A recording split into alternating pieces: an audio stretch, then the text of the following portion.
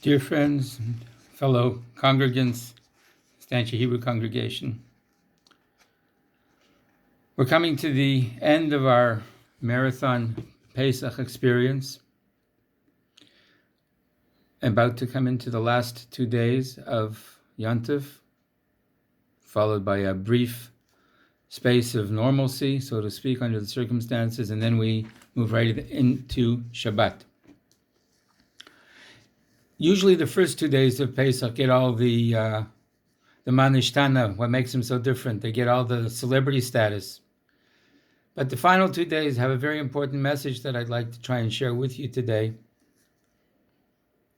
If we were in shul, and all of I assume we will be in shul, but if we were in shul for this Yom Tov, we would be reading about the splitting of the Red Sea on the 7th day of Pesach, because that's the anniversary of when it happened. We left Egypt on the 15th of Nisan, on that first day of Pesach, and we were pursued by Pharaoh and his merry men. And on the morning of the 21st of Nisan, we walked into the sea, and the rest is history. We were saved when the waters parted, and the Egyptian army was vanquished when the waters returned. That event completed the Exodus, which was only really effectively realized when Egypt was no longer a threat to the Jewish people. And that's why we mention that particular miracle in our lives twice daily, both in the morning and the evening as we recite Shema. It's become a symbol for us as Jews of survival and perseverance miraculously. Too often through our long history, we've been trapped against various raging seas with no seeming escape, yet we march forward. We go into the powerful waters and we come out on the other side. We face a number of significant challenges today: the virus, the rising anti-Semitism, challenges in Israel, the assimilation pattern of Jewry in the diaspora. But we don't retreat and we don't surrender. We continue doing what we have to do, what we can do. We march forward. And when we know something is right, we need to actually seize that moment and act on it. Too often people rely on others to lead and get things done. The story of the Red Sea and the splitting of the sea and the feat and the deeds of Nachshon ben Aminadab remind us that we have to jump right in to do what we see and perceive as necessary and right. The 8th day has a different theme. It's about the future, about the messianic future. Too often when people think about Judaism, they think about it as being something stuck in the past, old school, commemorates stuff that happened before, we keep traditions handed down from before. Judaism is really a very forward-looking religion. There's a vision for the world that we have as Jews, and our job is to share that vision with anybody we can get willing to listen. And Judaism hopes that we jump into the act in order to make it happen, to bring it about, to make the world the better world that we're looking for. A world that has an end of anti-Semitism, a world that has an end of war in general, a world that has an end to jealousy and squabble and foribble, a world that has a reawakening of genuine spirituality and a knowledge of God and a return of our fellows, our brethren, to the land of Israel, into a secure and peaceful land of Israel.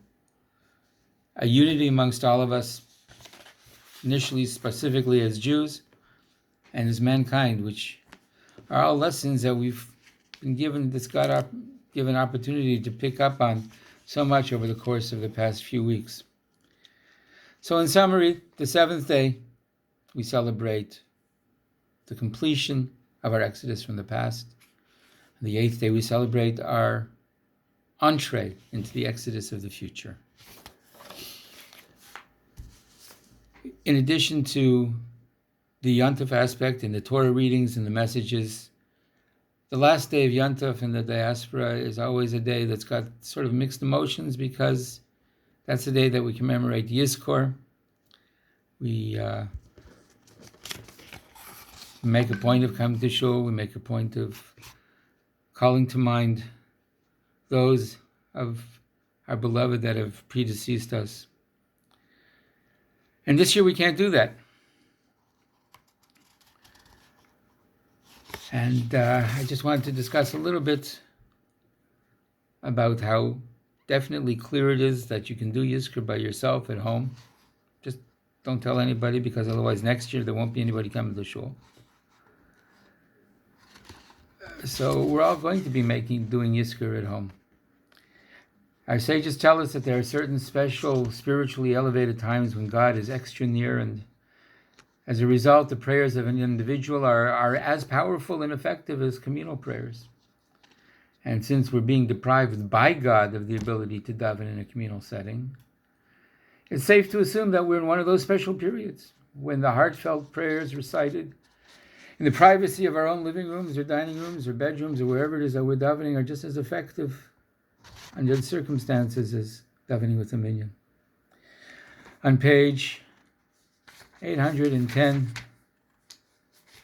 in the Art Scroll Siddur, you'll find the protocol, the how-to, the wherewithal to recite Yizkor. There's also an attachment in this week's Grapevine that contains information plus some food for thought, and the text as well. Part of the idea of saying Yizkor is not just to remember, but also to effect. Okay? We're trying to effect a goodness, a merit to the souls of the departed, trying to do something for them, and good deeds that are performed in the memory of the deceased can actually be credited to their account, so to speak, and they can give the soul a much higher elevation, a more energetic Gan Eden. There's a horrible joke, but let me share it with you. There was this person who never did any good deed, and he passed away, and he was consigned to the dry cleaning facility downstairs in Gehenna, and one day he was abruptly summoned to the front desk and dispatched with haste upstairs to paradise, to Gan Eden. 3 days later, just as he was beginning to get used to it, he was just as abruptly sent back to hell. "Why did you tease me like that?" he complained to his handler. And the angel responded, 3 days ago, your son wrote a check for $1 million for charity. Today, the check bounced. So we have the opportunity to do things, especially mitzvot that the children take on behalf of their departed parents, because the departed ones can't do those mitzvot themselves. There's a connection. There's an understanding that there's always a connection between the souls of the departed and the souls of us present.